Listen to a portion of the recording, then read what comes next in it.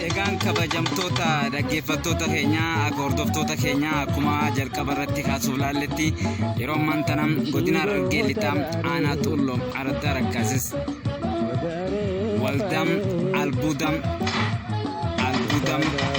dargaggoota dhagaa albuuda irratti gurmaanii kanaan kombaayinarii dhufanii hojiitti warreen galanidha.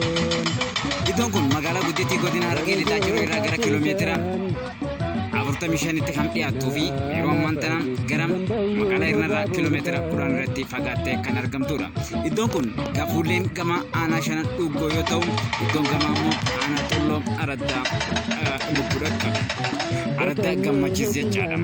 Holqi isin argitan kun bishaan magaalaa Hirnaa bishaan poostaadhaan iddoo ittiin keessa qaxxaamuree galtuu laga Gaaleetti itti ta'udha. Dargaggoonni hojii dhabdeenaan bifa kanaan gurmaa'anii yeroo ammaan tana dhagaa kana baasanii guyyaatti qorattoonni meeqa gara dubalatti irraa geejjibaa akka jiran ragaan waajjira albuudaa fi misooma irraa arganne ni agarsiisa.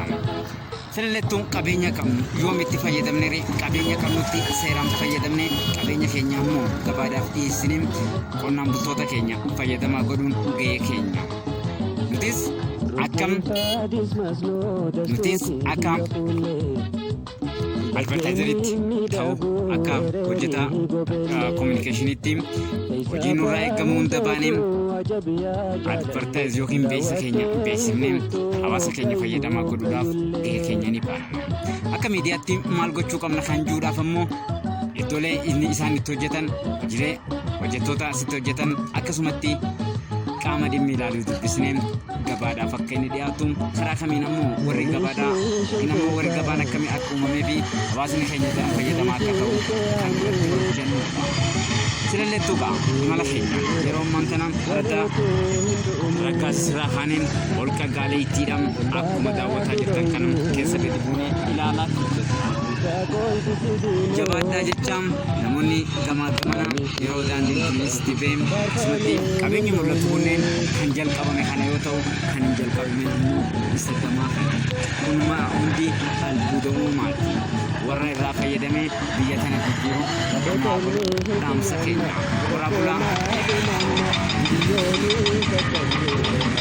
sagaleen dhagaa jirtan kun sagalee yeroo dhagaan qotamee dachii keessaa itti maashinni qotee sagalee dachii keessaa itti baasudha.